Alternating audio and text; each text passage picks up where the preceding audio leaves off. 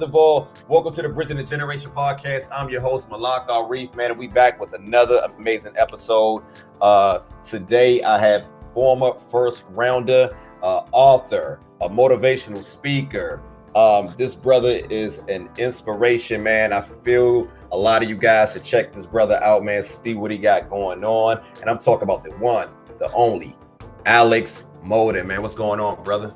What's going on, Malak, man? It's great to finally meet you. I know we've been emailing, but it's finally cool to see you in person, my man.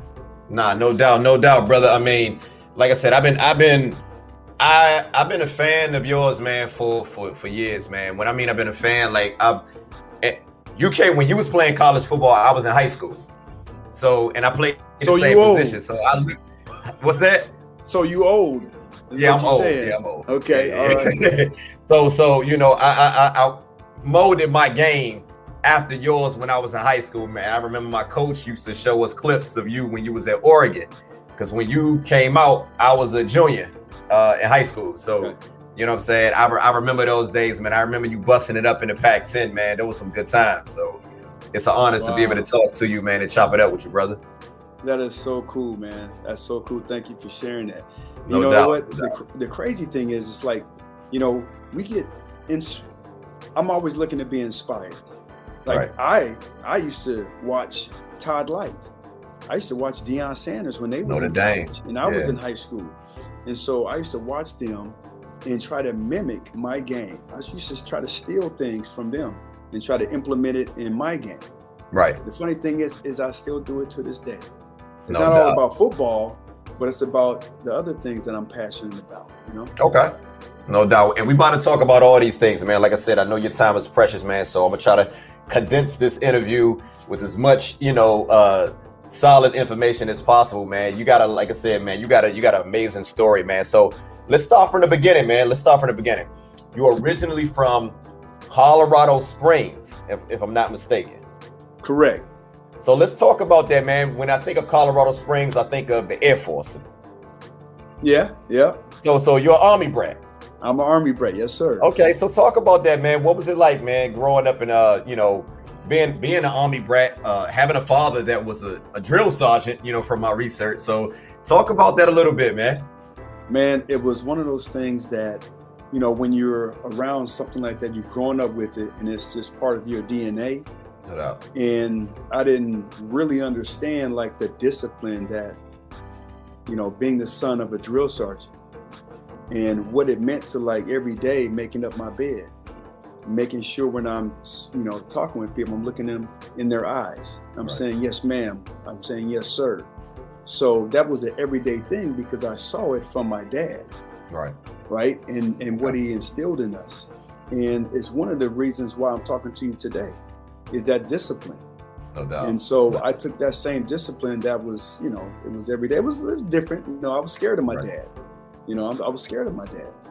But the discipline that he kind of instilled in us, I took that same discipline and I applied it to sports. So it was one of those things that, man, it was a blessing to have that discipline. Because when I was trying to get somewhere, I had the blueprint. You know what I'm saying? Like I knew it was going to take discipline, and I wasn't afraid of it. I know what discipline looks, smells like, and everything else. No doubt. Now I was in the military myself. I ended up going into the Army after a couple of years of college. But thank you for your service. No, I appreciate that. I could definitely relate to the discipline aspect because growing up, there were certain things in my life that I could look back and I think as I reflect, I really value the discipline that I learned when I was in the military. So when hearing you say that, it really resonates with me.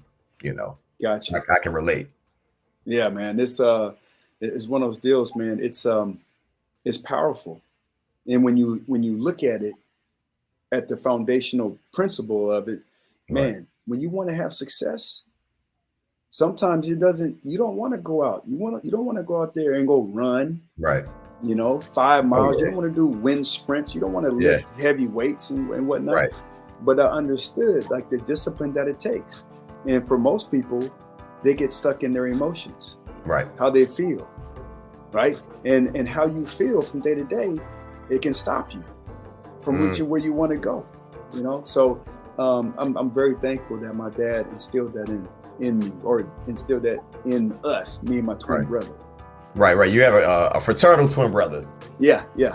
That's dope, man. I don't know that many fraternal twins, but I know that had to be kind of cool, man. Just, you know, at least having you know, somebody, you're not by yourself. You know what I'm saying? Even though he's a twin, he don't look exactly like you. Oh yeah, man. If you walk in the room, man, you wouldn't. And man, ain't no way that's your brother. But it's having a built-in best friend. You know what I'm saying? Like, we like some of the same things, listen to the same music. Now he has some different interests than me in terms of like art. That was his deal. He was like an engineering type of background, type of mindset. Where mine was, it was all about like sports, you know? And yeah, so it's pretty cool to see like his route, even though we came from, you know, the same place, but to see his route and what he wanted to do and the discipline it took for that, and then my route and the discipline it took for, you know, for that as well. Okay. Now, as I was doing, you know, my research, man, with you, man, like I said, you have an amazing story, man.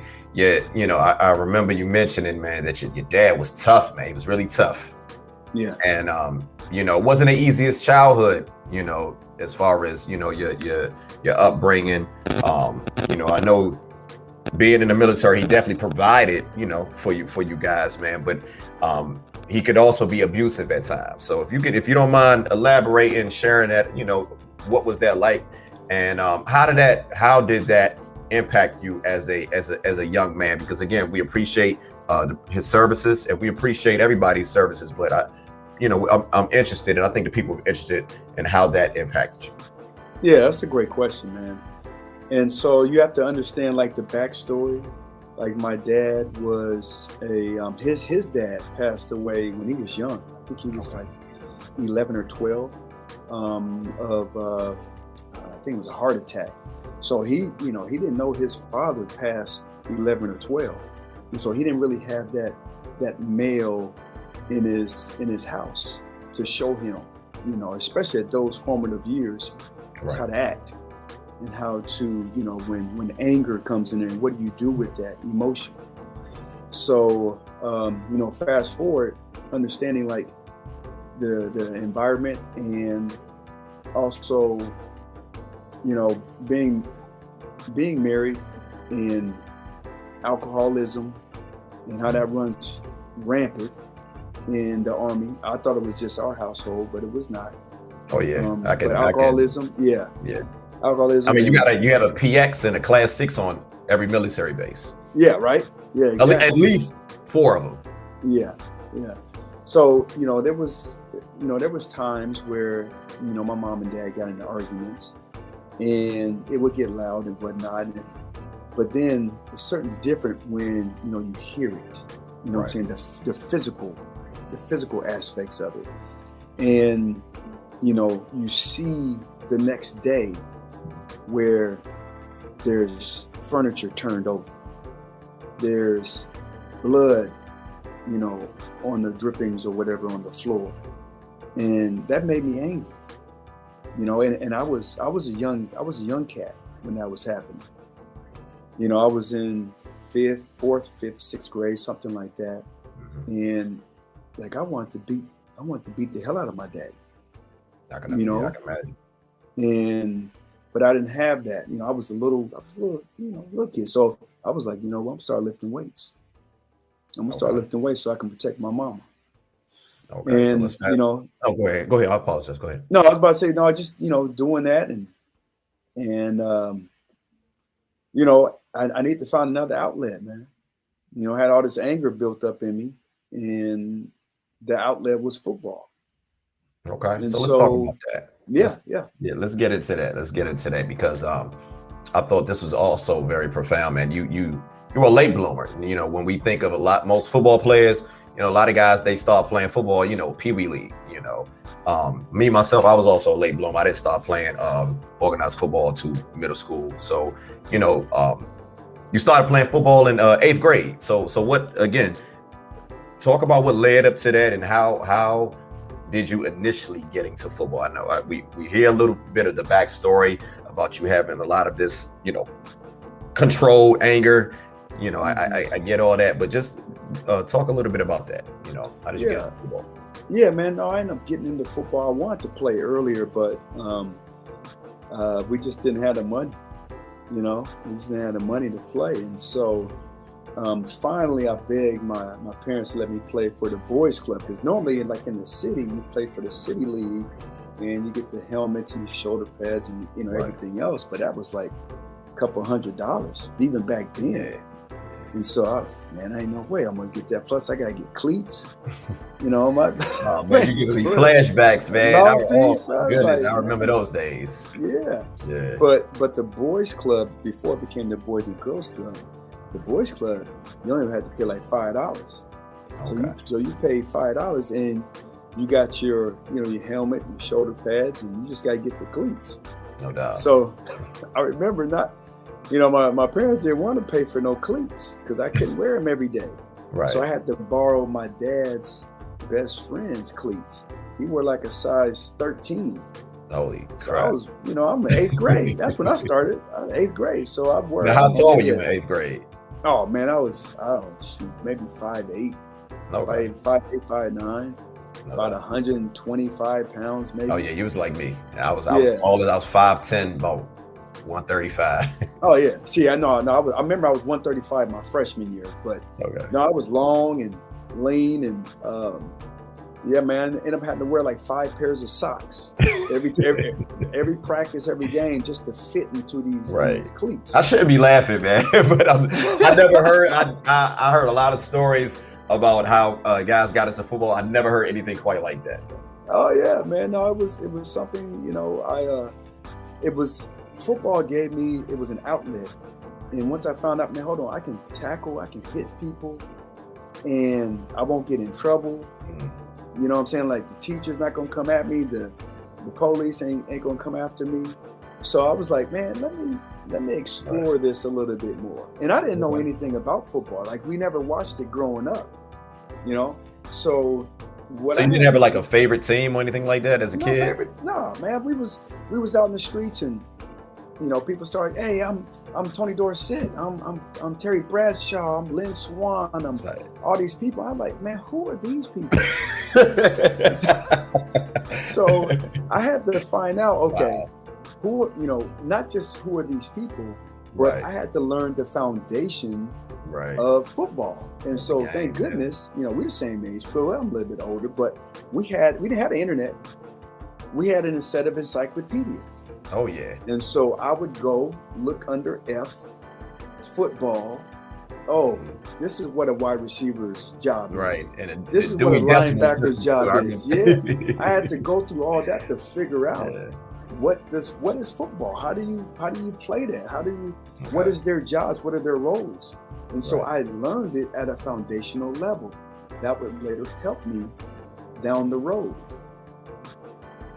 No, I think that's important because, you know, I always tell people, you know, if you're going to get involved in anything, whether it's sports, whether it's academia, you know, whatever it is, you should know the history and the knowledge of whatever, you know, whatever sector, whatever field that you're getting into. And I think that's, you know, I appreciate you saying that, because I feel like a lot of young people, they get into a lot of different things, especially when it comes to athletics and entertainment, and they don't fully understand the history. So that was, you know, I feel like that's very profound that you mentioned that. Yeah, man.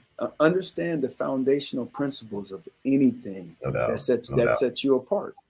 No doubt. Now, when you first got into football, what position? Because we know you as a defensive back, you know, one of the greatest defensive backs that ever came out of Oregon University, man. And we go get all into that. But what position did you take up when you first started playing? Man, I thought I was going to be the next Lawrence Taylor. LT. I play linebacker, man. I play linebacker and running back. So, you know, funny thing is, I play running back, and I wore number 32. And I patterned my game after Marcus Allen. Marcus Allen. I love Marcus Allen. And so I played running back. Now I played Marcus Allen. And on defense, I was Lawrence Taylor.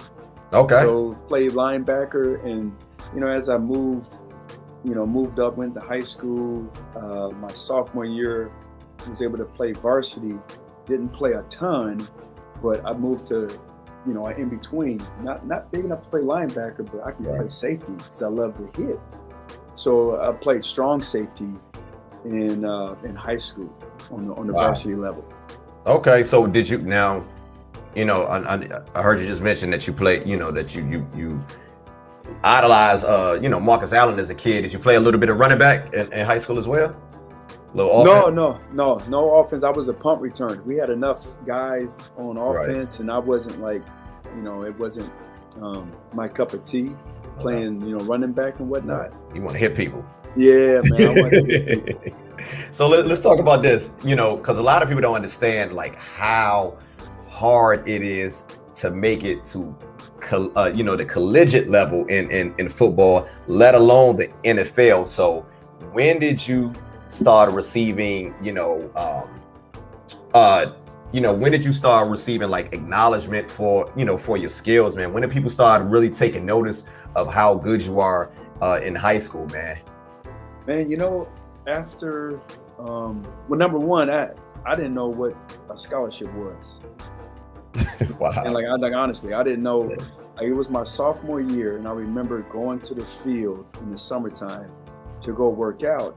And there was a guy who was a punter for us. Okay. Right. And he was punting. I was like, why is he still punting? Like he's done. So I said, hey man, why are you still punting? He said, oh no, man, I got a scholarship to go to Adams State. It's a small, I think it's Division II school. And I was like, a scholarship? Well, what's that? He's like, Alex, you don't know what a scholarship is? I was like, man, I have no clue. I've never heard of that word. What's that? And he said, no, man. So, they gave me a scholarship. So they'll pay for me to go to school or give me a portion of money. They pay for my room, my board, and books or tuition. Right. And so that was the aha moment in my life. And now you say you was a sophomore. I was a sophomore, and I was like, hold on. If I play this game well enough, I can get school paid for. Right. Because I thought I was going in the Army. I had no. Yeah, I was just about to ask. I was about to ask. What was your aspirations? Outside of football as a young kid. Oh, it was just football. It was football, and I thought, hey, I'm gonna go to the Army. My pops in the Army. Right. I'm gonna go to the Army. And so once I found out about that, my world changed, and I started eliminating. Right at that day, I started eliminating things that was going to get in my way of me going to college. Now talk about that a little bit. I wanted to go to college.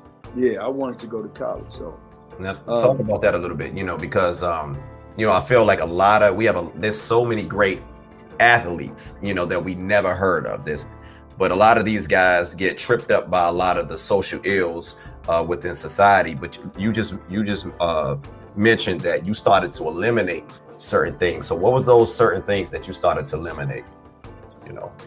Well, the biggest thing I had to put in my mind was like, this is going to be lonely, and I have to be okay with that. I know it's going to be lonely because I would ask cats, hey man, let's go work out, let's go lift, let's go run, and they'll say yeah, but then when the time came, right. They was always, no, man, I can't do it. I got my girl. Or no, I can't do it. I got work. Right. Or no, I got to do this. I got this. I got that. And so I'm like, I can't get wrapped up into people saying, they're going to be there, and then they don't go, and then I don't work out or I don't do this. So I was like, okay, I got to understand the character that I need to have. I need to be that cat that be like, no matter all that other stuff, I still got to get the job done. No doubt. I also had to start to cut out different relationships that I had with people. I couldn't do the same things. I knew in my mind, I can't do that. I can't go over there and go smoke that. Right. and think that I'm going to. What's that? No, I just wanted to say, because at this time, now we all know that you ended up going to Oregon, but what were some of the other schools? Because, for you to go to a Division I school, especially the Pac-10 at that time, I don't think people understand that is a big deal. We gonna get all into that, but that's a big deal. So, you got a lot at stake right now, and I hear you talking, it seems to me, listening to you speak, you were really honed in. So just talk about that focused attitude that you had. Yeah, and so I knew that playing at that level, because I didn't see a whole bunch of that where I was from, and a whole bunch of cats, from my neighborhood that was going and playing ball at a high level. So I knew that I would have to be different, and I knew that it would take discipline. I knew that, and so I had that already built in me, right? So I would try to always be like the guy on the team. Like, man, I want to be the hardest worker. That was number one. We had some hard workers now. They might have had a ton of ability, but we had some dudes that would work. And so I would push myself because I wanted to be the best on my team. No doubt. And then once that started to happen, okay, now I want to be the best in the city. In my position, I wanted to be the best in the city. Okay, that started happening. Now I want to be the best in the state. And so with all these different accolades, all division, right? I thought that was a big goal of mine, right? You set goals, I want to be the first team, all whatever division. No doubt. And then, I want to be first team, all state. Now I want to be first team, all American. So it was different steps that you had to take. And, I remember going to a couple of camps my junior year, right? So going into my junior year, I went to a couple of camps in Colorado. I went to University of Colorado University. They had a football camp. That's the Buffaloes. Buffalo, that's right. And this was back when they were good, Yeah. And so I went to that camp, and that was the first time I saw like a university. I saw the campus. I saw the stadium. So I was like, oh, this is real. This ain't just me on TV. This is real. Right.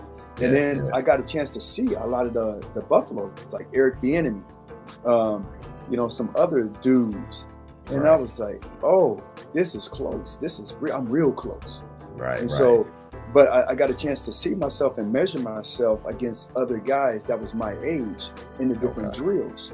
And so I knew I didn't have all the football IQ. I was late to the party, right? Right. So what I would do is separate myself.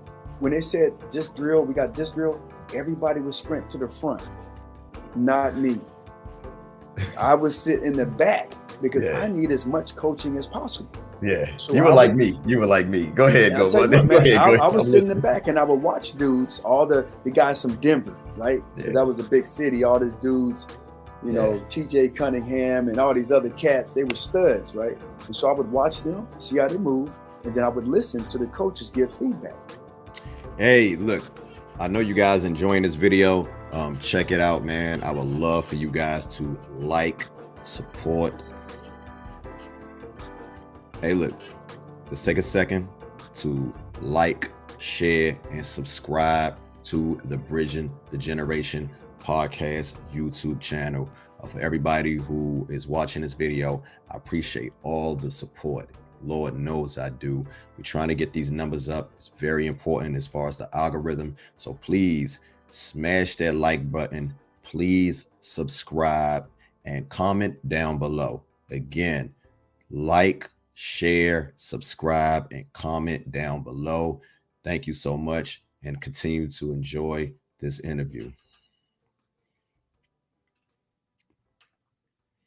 Hey, look, guys, I know you guys are watching the video. I hope you guys are enjoying it, but I really, really, really need you guys to like, share, subscribe to the content. It's very important as far as this YouTube algorithm. So again, smash that like button, subscribe if you haven't already, share with other people, and please comment down below. Let me know what you like. Let me know what you don't like. But again, want to get this, this interaction up. It's very important, like I said, as far as the YouTube algorithm. So again, please support the platform. Thank you. Love you guys. Continue to enjoy this interview. So I would get in the back of the line and I would watch all these dudes who thought they were the best, right? Right. And they would do their drills and I would watch them. I would watch the intensity, I would watch their footwork, and then I would listen to the coaching, right? And so I would do that over and over again. So then when was my turn to get up, hell, I should be perfect because I got all these extra reps. Right. And when I got up there, I was clean, and I showed all my stuff, and then by the time at the end of the camp, it was my name that was called, being the best, the MVP of the camp, right? And so this happened one time, and then I went to another camp when it was at the University of Northern Colorado, and I remember Barry Sanders was there, Rodney Peete was there. And I got a chance to see these guys and see like the size of these NFL dudes, not just college now, NFL dudes. And then I got a chance to see some of the other cats, right? The other, high school athletes compete and go after it. And so I was like, hey, I'm just as good as these dudes. I'm just as good, if not better. And so that gave me confidence. That gave me confidence in my skill, my athleticism, and definitely my attention to detail. Okay. Now, Alex, like I said, we all know that you ended up going to the University of Oregon, but who were some of the other schools that was recruiting around this time? Yeah, so man, I got recruited heavily by the whole Pac-10, USC, UCLA, the Arizona schools, and then the Big 8, like Oklahoma was the first team that called me. And so Oklahoma calls me, and I'm like, this is Oklahoma. This is when Barry Switzer was Switzer was there, yeah. And they was winning national championships or in the hunt. They called, and I remember them calling, and they said that, hey Alex, we want you to, we see you playing corner here. And I was a safety, and I was like, man, I'm gonna be the next Mark Carrier. You know what I'm saying? If y'all don't know, Mark Carrier was an All-American free safety. Oh yeah. For USC. USC, then went to the Chicago Bears. Yeah, that's right. And I thought I was gonna be the next Mark Carrier. And I was like, thanks, but no thanks. I'm in the corner. So anyway, the next thing on Tennessee calling. So I had recruiting trips to USC, Tennessee, Colorado, Oregon, but all these other teams started calling and saying cornerback. And I was like, man, I'm Ronnie Lott. I'm Mark Carrier. But so I figured, okay, I guess I play corner, and I watched Dion, when he was in college. So I was like, okay, maybe I can do it. Now again, you're in, at this time you're still in Colorado, right? Yeah. Mm-hmm. Okay. So what led you? So what led you to going to Oregon? What about Oregon stood out to you, and made you want to be a part of that? Be a part of that team. Man, honestly, I'm gonna tell you, the Coach Zumbucos. So Coach Zoom, he had my area. He was the recruiter for that area, and the relationship that we built, how he spoke to me, and how he always stayed the same, no matter who was recruiting me, from different schools. Right. He wasn't about them schools. He was about Oregon and how they played and what they envisioned in me coming there. And so really the relationship was the biggest thing that helped me get there.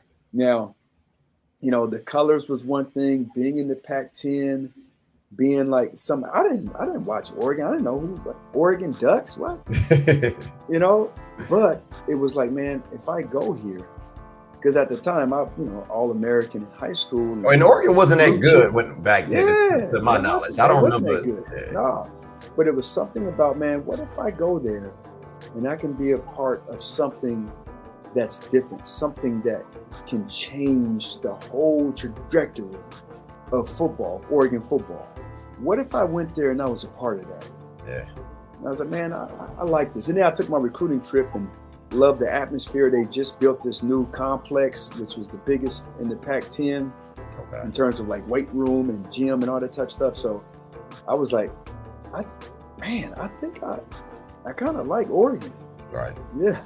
No, that's dope. That's dope. Now, when a lot of people think of Oregon, you know, we look at them as a powerhouse today, but at the time, you know, they wasn't a powerhouse. So, you know, as I listen to you talk, you know, you was one of the, you know, part of the first class, you know, before Oregon really started to take off, you know, because couple of years later, matter of fact, I believe either your junior or senior season, you guys were like 9-3, if I'm not mistaken. Yeah. So my bowl game. I'm trying to think. My junior year, we went 9-4, 9-3, something like that. But we won the Pac-10. It was the first time in 37 years. That's crazy. We won the Pac-10. We went to the Rose Bowl. There we go. And it was something that we all dreamed of when we first got there. You know, my class and the class ahead of me.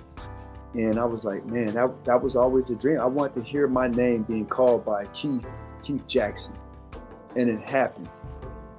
And then the next year we went to the Cotton Bowl.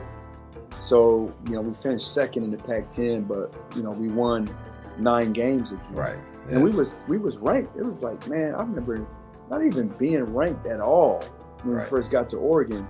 And then by the time my junior year, we went to the Rose Bowl, we was ranked 11th in the country, which is the highest that Oregon had ever been ranked.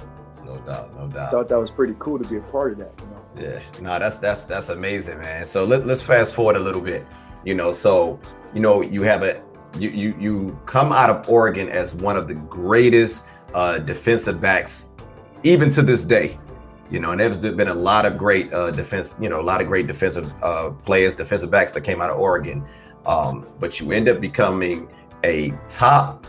You end up going number 11th in the 1996 NFL draft, which a lot of people did not know. You were the first defensive back chosen. And I'm looking here on this list of that because I remember that draft vividly. But what I did not remember was you were picked ahead of Ray Lewis. You was picked ahead of Marvin Harrison. You was picked ahead of Amari Toomer. I mean, Eddie George. So that was amazing. That was an amazing class. So as I think back at that time and even, you know, I wanted to even reflect on that time, you know, did you ever realize that you were going to go first round and be the first defensive back chosen in the draft? Like, when did it hit you like, man, I'm one of the greatest, not the best in the country? Man, you end up getting, you know, you end up having an outstanding career at the University of Oregon. But what I want to know, and also feel like a lot of people want to know, you know, when did you realize that you had the talent to take it to the next level? Because I don't think a lot of people realize that making it to the NFL, like I mentioned earlier, you know, making it to collegiate football, the percentages are low. But when we talk about going to the NFL, we're talking about less than 5%.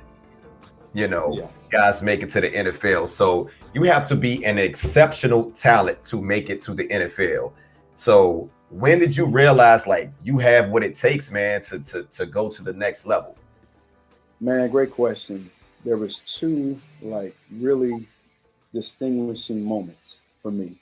One happened in the spring before my junior year. And so I had came off of a devastating knee injury where my ACL, MCL, and had a severely stretched PCL. So I played. So that happened in the bowl game my redshirt freshman year. I came back after about 9 months and I played, but I wasn't the same. So I played the whole year, basically on one leg. Right. But then I gave me a chance to recover after that. So in the spring of my junior year, I ended up, you know, I trained and you know, learned how to run. Right. But I ended up dropping my 40 time. Right. So going into college. Now, where were you at the time, you know, prior to the injury? So before the injury, I clocked out at a 4.46. Damn, that's fast. You know, so it's fast, right? It's fast. And I was like, okay, man, that's what I always hear that at the combine, or I hear about that, you know. So I think I have enough speed, right? Yeah, 4.4. So, but after training and learning how to run, when I ran a 4.32. You said, so that right there, running at 4.3, you know, that right there. So I was like, oh man, okay, so I know I got the speed. So, but then what really was the big moment for me is I remember it was during the summertime, and you know, we would often have guys who would come back, right? So I remember J.J. Burden came back into town. Man, he used to play with the Kansas City Chiefs. That's right, and we used to play with him on Madden. So J.J. Burden was one of the fastest dude on Madden. And it was like, man, he came into the treatment room. He was getting all taped up, and I was like, oh man, he's getting taped. And I was, you know, I'm a little junior and stuff. I didn't want to talk to him. He was an NFL dude, you know. Right. But then he left, and then the quarterback, Danny O'Neal, was like, hey, you want to come out and cover J.J. Burden? I was like, what? I was like, yeah. I get to try to cover an NFL dude. No doubt. Not just an NFL dude, like a starter who's, you know, balling. Right. Nah, he was with that Joe Montana, Willie Davis, and all that. That's right. And I went out there, and you know, of course, he took my lunch, but there was a couple of plays where I was right there. I was right in stride with them. I think on one of them, I even got my hand on the ball, and I was like, oh, this is different, you know? So once again, I was like, that gave me confidence to be like, man, I can cover NFL dudes. What? Right. So that gave me confidence. So, you know, that along with my work ethic, and I love challenging folks, you know, whether it's my teammates or the other team, it just kind of snowballed. And then we had more and more dudes like that on my team. So that kind of, after that, and then I had success. Right, I had success as a person. I was a, you know, first team All-Pac team, and then we went to the Rose Bowl. So that just, I was like, man, I'm a dude. And then my senior year came, and then with that, all the accolades that come, you know, preseason All-American, and you know, he's top, you know, one of the top corner prospects in the NFL draft. It just kind of fed into all that, man. I remember, like I said, that's what, because I'm in high school around this time, and I vividly remember hearing, you know, Keith Jackson mentioning your name, and a lot of different, you know, guys mentioning your name, and it just seemed like you just came out of nowhere, you know, this name, Alex Molden, and, you know, it was a lot of great defensive backs. You know, we had Sean Springs out around that time, and, you know, it was some really good guys. And, you know, 1996, first round, 11th pick, man. What was that like hearing your name? And did you realize that you were going to go that high, and not only go that high, but be the first defensive back chosen in the 1996 NFL draft? Talk about that a little bit.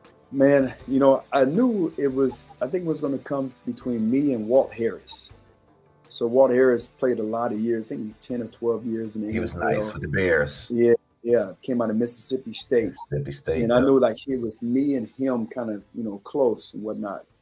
But, you know, the funny thing is when that happened, you know, it's my dream come true, right? So the NFL invited me and my family to come out to New York for the draft.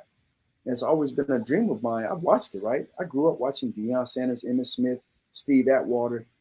You know, Paul Tagliabue calls them up to the stage. They will walk up, shake their hand, take the picture. That was a dream come true to me. The funny thing is, you know, you always see the guys in the back room, in the green room, and they get a phone call. Right. And then they all celebrate and stuff, and then they hang up and they hug it, and then they get called and they walk up there. That didn't happen to me. I was in the green room, it's like, man, dang. You know, my agent told me anywhere between 5 and maybe 15. So Cincinnati's up. They have the 10th pick, and I said they need a corner, and they call Willie Anderson out of, I think, Auburn, offensive lineman. Offensive lineman, like, okay, well, dang, they got that. So the Saints is up next, but after them is Tampa Bay. Oh, Tampa Bay needs a corner. Yeah.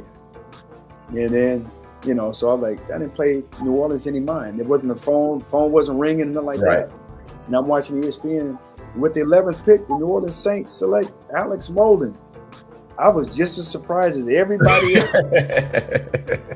You walk up there, you take the picture and stuff, and I felt robbed though, man. I felt cheated. Where's my phone call? I was supposed to get a phone call, man. See, I was always under the impression that a lot of you guys, you knew who you were going to, like, you know, because you guys have agents, and that's another thing. Like, when did you guys get agents? You know, because you are collegiate athletes at this time. So how does that process work? When did you get agents? Yeah, so the whole process, man, like your junior year, senior, all these agents start calling.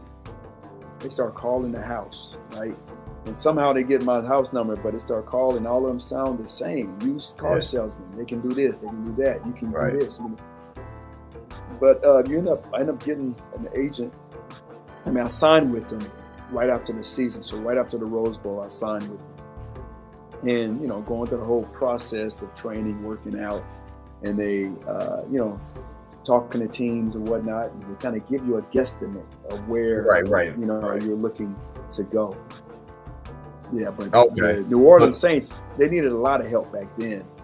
They was the Aints at that time. So here we go. You know, you drafted with the 11th pick, man, the number one ranked defensive back, and the first defensive back chosen in the 1996 draft, which is a very remarkable. You know, I gotta put some emphasis on that. You know, I think, Alex? Let's be honest. Do you forget about that? Like, is that so? Do you even acknowledge like that is a big deal? Like whether you never forget that running back or wide receiver, but that is, I don't think people understand the percentage of people that make it to the NFL. So when you first round an 11th pick and the first player chosen at this position, like, does that? How did that make you feel? Like, man, like. It's one of those things, man, when you're trying to get better at something, you just kind of bury your head and you go. Right. You don't start to look up and think where you're at and like, okay, I get this, I get that. Okay, I've made it. I've never, that wasn't part of it. So it was just always about pushing yourself to become the best version of yourself. No doubt. And so for me, it was like, man, outworking now to the point where now I got to outsmart cats. I got to be smart, not just like in the classroom, but I got to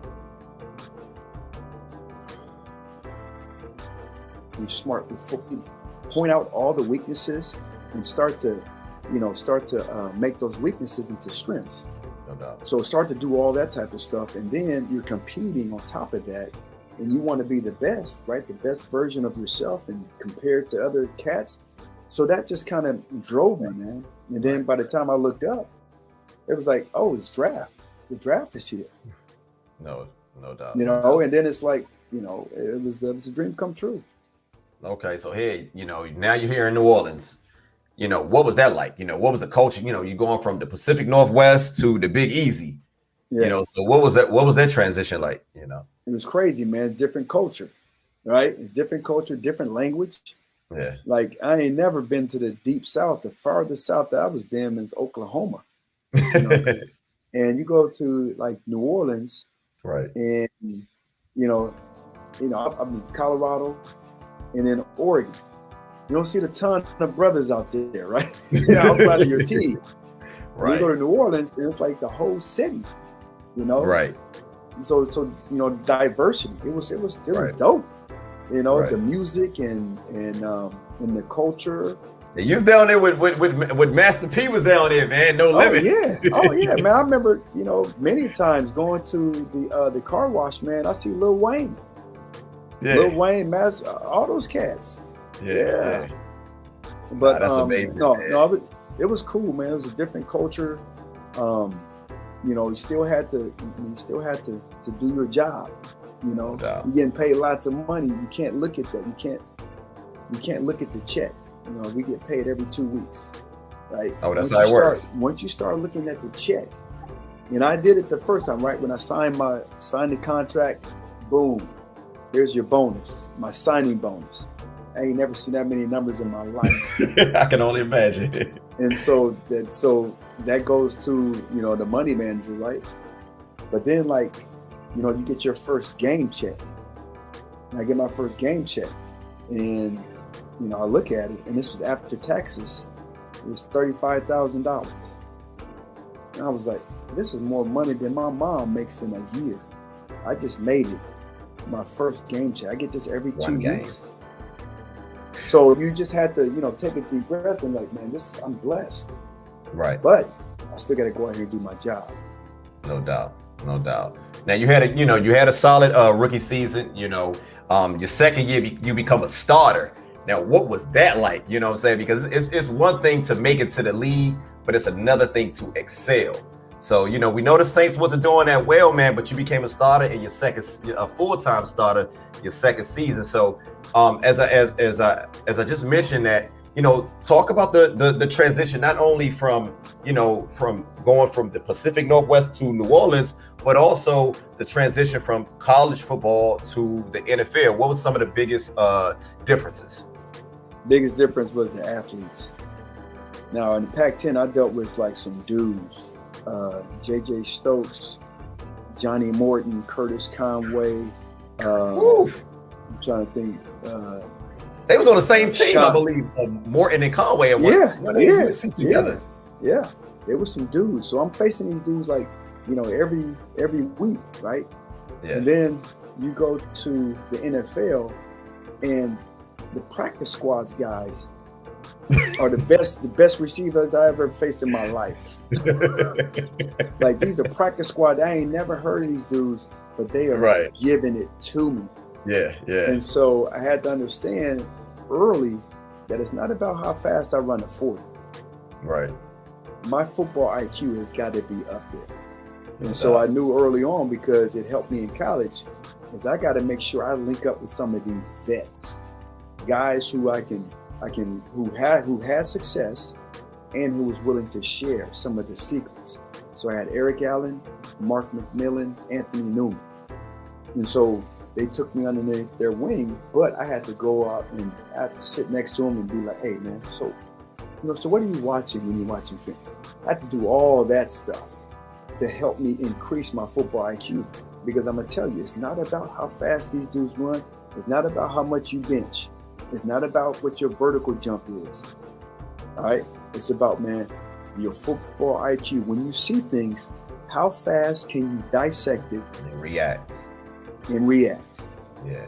They say, football, not even just football, but sports is 90% mental and 10% physical, because all of you guys are superior athletes. Just to make it to that level, you have to be a superior athlete. But, the mental aspect is the part of the game that takes you to the next level. It Absolutely. keeps you. What keeps you? Because they say NFL stands for not for long. That's right. That's right. So look, let's fast forward.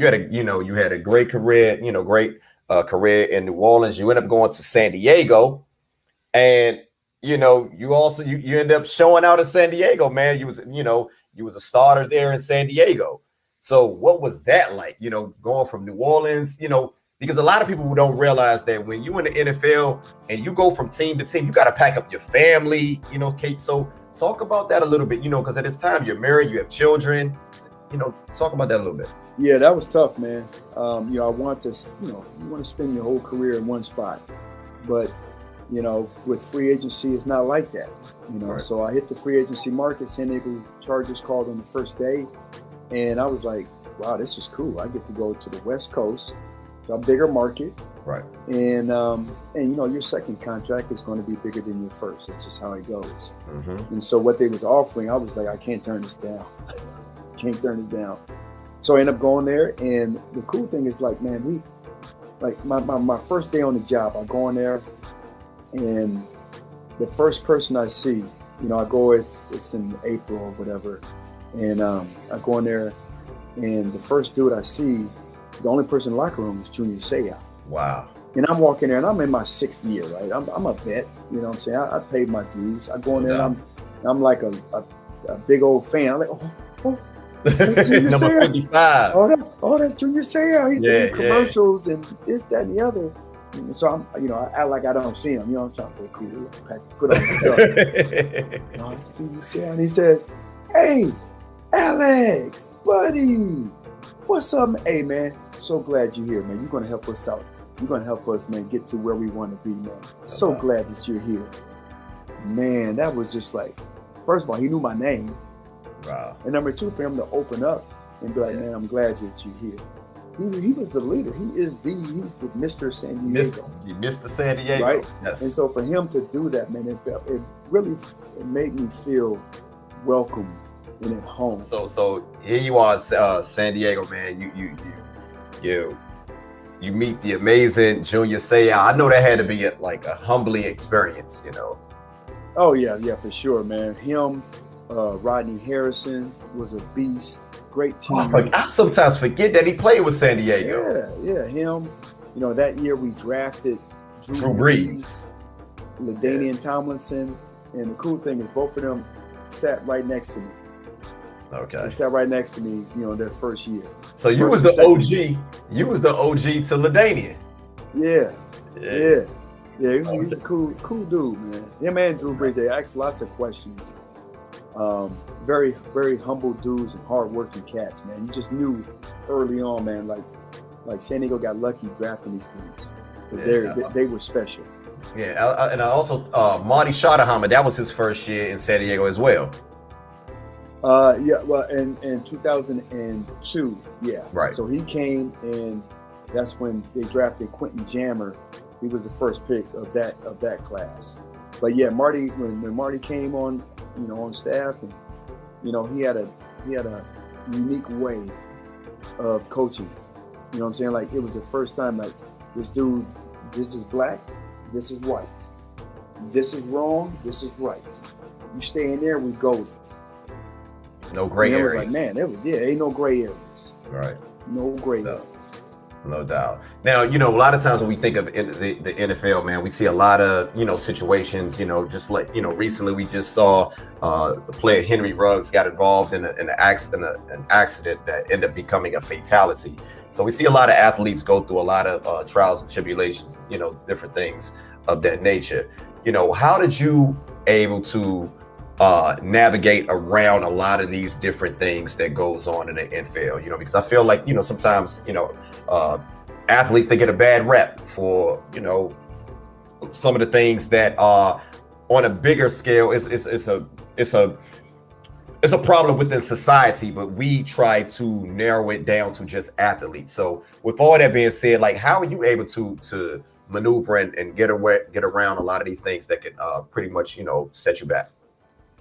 Man, the biggest thing is understanding that we are athletes.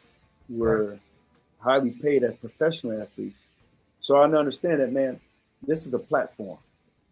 So with a platform, especially something that's elevated by others, people are going to look at us differently. I can't move the way that normal people move. I can't react the way that normal people react on things, right? You can't do that. You think that's fair, though?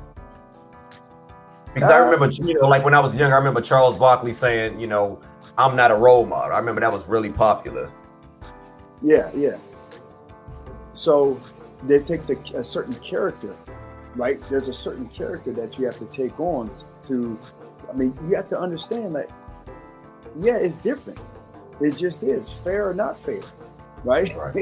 Fair or not fair, you on an elevated platform because of how this country views us athletes or as pro athletes. But it works both ways. Like, there's many a times, that I can get into places where if I was a normal person, I wouldn't get. Yeah. Right. So I understood, like, man, there's certain places, if I just show my NFL card, then I can get in this club. Right. I can get to this place, or I can meet this person. Right. So it works different ways. That makes sense. So but there's a certain type of character. Most of the time I walked And I knew that I could get away with certain things. When I get stopped by the police in New Orleans, they stop me, they see what type of car I'm driving, I show them like, oh, he's a saint. Oh, yeah, hey, just slow down.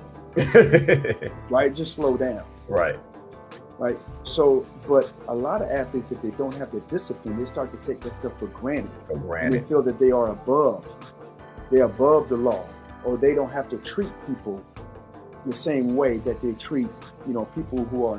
Talk about that. Let's stay there for a second, because, when I interviewed, Peter Warwick, also, I asked him about this question, like, what keeps you so grounded, because, even having this interview with you and doing my backstory with you, man, you seem like a really good guy, man, but what do you attribute to that? Like, because the fame and the money, I can see how it can make somebody, make somebody's head get bigger than it really is, man. But what keeps Alex Molden grounded? Relationships. I have people in my life, I had them back then, that's what happened to this day, that they hold me to a certain standard, that what I wanted to be at. Right. So I keep people close to me that can be like, hey, Milk, that's my nickname, Milk, man, what you doing? Right. Why are you acting like that? That ain't the way that you said that you want to roll. Right. Why you moving that way? Man, you Did you ever have one of those moments though, like when because you guys are young guys coming into this league and coming into all of this money. Did you ever have one of those moments where you like, man, I'm here, I got the money, I'm about to go ahead and do it big, man? Did you ever have one of those moments? Absolutely. What was the most ridiculous thing that you spent when you first came in the league, man? If you could think back, you were like, man, that wasn't a good idea. There's a couple of things. One, I got this SL 500 Mercedes Benz. Ooh. Let me tell you something. White. Well, I was just about to ask, what color?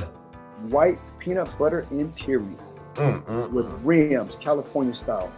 Little ones on the front, big boys in the back. That thing costs, after taxes, $93.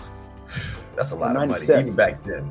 93, 97. I remember putting down $35K as a down payment. Christ. And my monthly payments was $1,800. Damn. You know how much I got a house, right?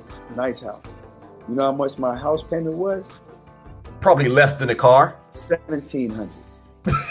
Oh my goodness. What did your agent tell you, man? It wasn't the agent, it was my financial advisor. Okay. Say, yeah, Alex, you shouldn't be doing this. You shouldn't. For every dollar you spend, 20 years from now, that's going to be $20. Man, you see my check. Man, right. Worry about that.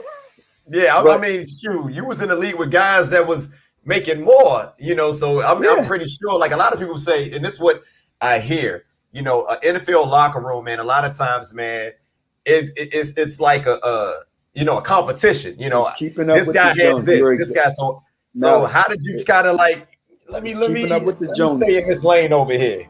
It's keeping up with the Joneses. That's right. What it's about. You get the new car, you got the new Hummer. Oh, now I'm getting that next week.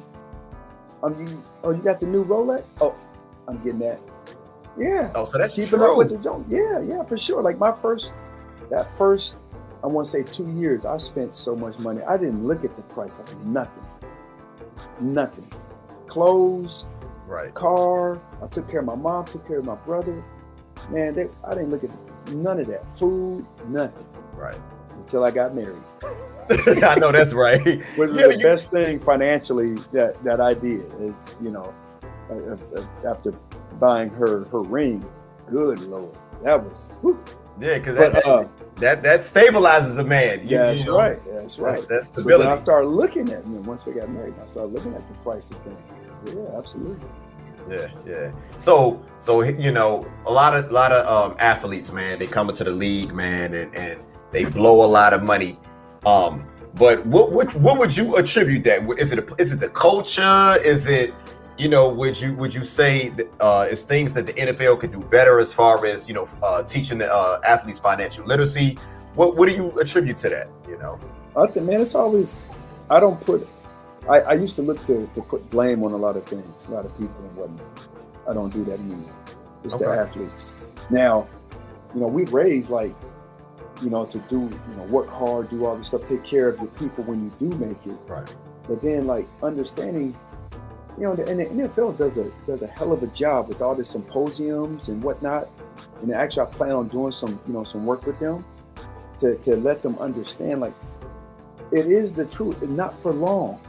Not for long. This stuff, there's so many examples of cats who played 1, 2, maybe 3 years, and then that's it. Right. And they're getting $500,000 and they're blowing it because they're trying to keep up with the Joneses. Right. And it's like, man, how I coach, so I'm personal development coach, right? So I ask different questions of the folks who work with me. Like, what do you want to get out of this?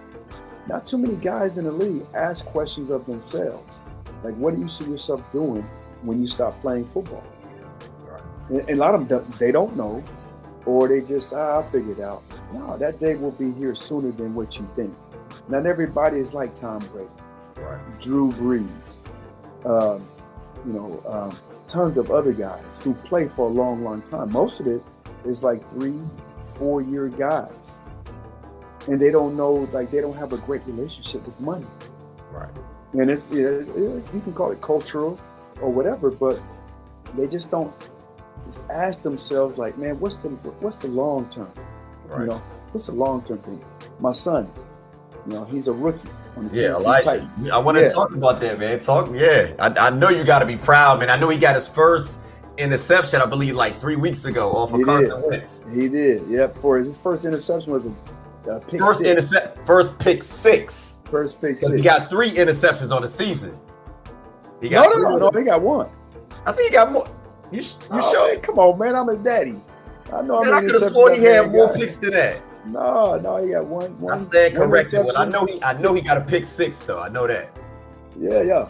But I'm more proud of him of the person that he is off the field. The on the field stuff, I know how that goes. I know it can be here today, going to tomorrow. I'm more concerned about his character, right, and how he treats people now. No doubt. No. And how he spends his money. He has a beautiful relationship with money. He don't spend it. He's not dumb like I was and try to keep up with the cats in the locker room. Yeah. He calls me and was like, Dad, man, you ain't gonna believe how much these dudes' suits be cost. They cost $10,000. They getting on the plane, $10,000 pair a suit, and $1,000 or $2,500 a pair of shoes. That's crazy. $15,000 on a watch, Dad. Because he's listened over and over again about the stories I've told. Yeah, I was about to say, because I'm pretty sure you schooled him. Oh yeah, not just on the field. It's more, if anything, it's more off the field. Man, once you reach this certain thing, man, there's you should start building relationships. You should start doing that back in college. Now, what do you mean build relationship? You mean networking as far as what? I'm talking about networking with people who you have an interest in. If they're business people, because remember that elevated platform, they will pick up the phone when you call. They will answer an email. But you have to be the one. You can't be like, you go to networking events and you're chilling in the back with your homeboys, not saying anything. You have to be the one initiative to go out there and man, hey, look, I'm interested in what you got. I don't understand everything about it, but I'd love to, to kind of just chop it up with you and see, man, how'd you get there, man? And how did you start? Because I have an interest, I think, in that area. And I'm just trying to see what things I need to, start to put into place. That's all it takes, man. So again, you wrap up your career, in Detroit, but then, there's a transition that a lot of people don't realize when it comes to the NFL and after retirement. So talk about that transition, because I remember reading a book about Donald Driver when he was talking about, as far as him having to take care of himself physically, and he had to change a lot. His routine changed, and there was a he had to look back and realize that I'm no longer playing in the NFL. What do I do now? So what was that like for Alex Molden? Once it was over? Man, I was lost. My ability mixed in with all the talent in that platform, all that stuff got intertwined with my character. And then when that platform was no longer there, right, I was stuck because a part of you dies. It's like, man, I'm a football player. I didn't have that mental capacity to be like, no, Alex, that's what you do. Who are you? Right. You're a football. I'm not a football. That's what I do. Right. So a lot of us, I'm not the only one, is, you have to understand, like, man, we get stuck. And so you got to figure out, like, man, who you are. There's a lot of questions you have to ask yourself to get that answer.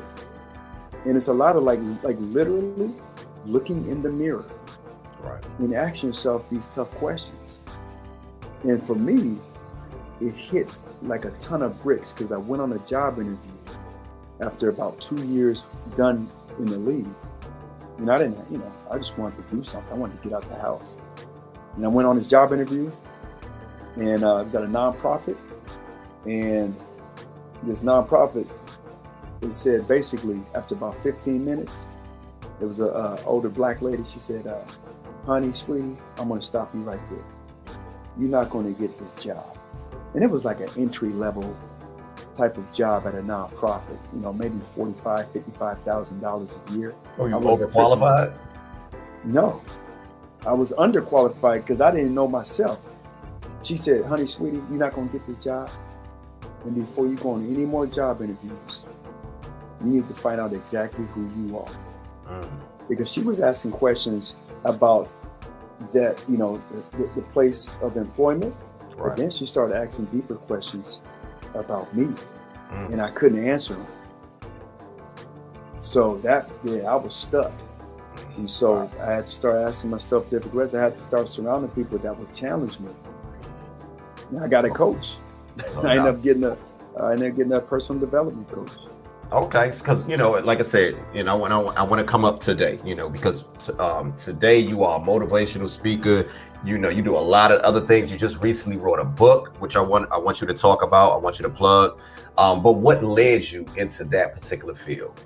Because I feel like it takes a special type of person to be a motivational speaker. Man, really is after doing the deep research on myself and having those tough conversations, tearful conversations, and talking with other cats who was in the same predicament, same position as me, is I wasn't the only one.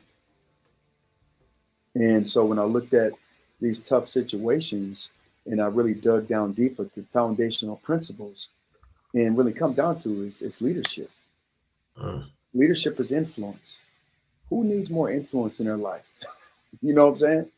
So once I start to understand that and speak on the different things in my life, where I was like, man, me not sharing this could be hurting my son or my daughters. Right. There's somebody in this audience that needs to hear this message. And so, I speak from a biblical standpoint. Like the foundation of what I speak on is all biblical. Now I might not say God or Jesus, right, but it comes from that foundation. Okay. And so, talking with different people about leadership, about personal development, about teamwork, I've lived it. I've seen the good and the bad. Yeah. And I know what type of character you need to have success in those different types of environments. No doubt. I heard you. I remember I was watching you recently in an interview where you was talking about like the divorce rate, and as far as like NFL players, it's like 75% when it comes to guys leaving the league. So you're still married. Yeah. Oh yeah. You're still married, man. So how tough is it to maintain a lifestyle once you leave the NFL, because you no longer getting those big 100,000, whatever checks. So how do you do it? Like, how do you maintain, just being able to continue to cultivate that relationship between you, your wife, your kids, and all of that? How does that work? You gotta understand where you want to go. Where do I want to go? I want to stay married to this woman. What type of character do I need to take on? I can't be an asshole. I got to treat her with respect. I want my kids to be able to model how I treat my wife, my sons, is how they treat their wife. I want my daughters to understand that's how I want to be treated. So once I start to understand like the character that it takes, and it's painful. I mean, it's still like, I still have a tough time on, making sure I put her first, put the family first above me. But it's a journey. It's a journey. No doubt. Now, recently you wrote we're about to get up out of here. I want to talk about this book before we go. It's my last question. You just recently wrote a book. It's entitled "The Ultimate Playbook for High Achievement." Man, what inspired you to write this book, and what do you look to get out of this book as far as the reach? Thanks, my man. So with this book, it's the different things that I've gone through as an athlete, whether a student athlete or professional athlete. Right. And so it's a leadership book, but it breaks everything down. The same things that we talked about earlier with learning football from the encyclopedia. I learned it from a foundational level. So I had to do the same thing when it came to leadership. When I was in that funk, when that lady told me I didn't know who I was, and I walked to my car and cried my eyes out, that was the lowest time in my life. So I needed to, man, who am I? How do I lead myself out of this? And so I had to take a step back and look, okay, what gave me success on the football field? Right. It wasn't just about running a fast 40. The thing that gave me the most success was assignment, alignment, and adjustment. Those three things. And so I had to break it down and apply it to my life. What's my assignment? What's my job? Who am I? I need to find out my assignment. What is my job on this earth? So and then I need to align what's most important to me. Right? I had to ask myself questions. Is my faith, my family, my career, my hobbies? And now, once I got that aligned, everything blew up. Everything took off. Like a balance. Exactly. No doubt. And then the last thing is the adjustments. What adjustments do I need to make in my character, who I am? What adjustments do I need to make in the different relationships, starting with the relationship I have with myself? So I had to ask myself all these different questions. And then I started to put it all in it. And I said, man, this is where my life is meant to do. And so I started writing. I got a coach, a book coach, that helped me pull these different stories and these principles out of me. And now I want to impact not just athletes, because it's going to hit them. It's going to hit them hard. Right. But it can help anybody. Okay. So where can we find this book? Like I said, again, the book is entitled "The Ultimate Playbook for High Achievement." It was just recently released this past summer, if I'm not mistaken. Yes, sir. Yes, sir. So you can go to Amazon. It's on Amazon. But if you want an autographed copy, you got to just go to my website, yourultimateplaybook.com. And you go there and autograph copy. I'll sign it and have my people put it in the mail for you. I'm gonna need that. Yeah, I'm gonna have to get that up off you, brother. I'm gonna have to get that up off you, man. I need that autographed copy, man. So look, where can people find you at on, as far as like social media, plug your websites, because you got a lot going on, brother. Thank you very much, man. I appreciate that. So you can look anywhere on social media. I'm Alex Molden. My website, I keep it simple, Alex Molden. If anybody wants to, I have a podcast called The Shark Effect, where I kind of dive into what makes people high achievers. I love listening to stories and see where people have gone and how they become, this high achieving person. That's dope, man. Well, look, Alex, man, it's been an honor, man. Like I said, man, this is one of my childhood idols, man. You know, growing up, and it's an honor to be able to chop it up with you, man. To be able to pick your brain. I know I held you a little bit longer than I said. I apologize, but you know, this been a great conversation, man, and I really appreciate it. So, you know, any last words, man, before we get up out of here? Malik, man, thank you very much, man. Keep doing what you're doing. You know, I love having conversation. I love being inspired. No doubt. And I love inspiring, but I love being inspired because I know when you're inspired, the seeds of greatness is in inspiration. No doubt. So I just say, man, when people, if they listen to this, if you're inspired to do something, whether it's hearing my story or somebody else's story, we all have stories. And, you know, a lot of it goes, you know, it just kind of just goes, or people's stories are being kept. Those stories have impact and they're powerful. You overcoming things is powerful. You can give a playbook to somebody else to get out of whatever funk or situation that they're in. That's not positive. No doubt. No, I appreciate that, man. Again, it's been an honor, man.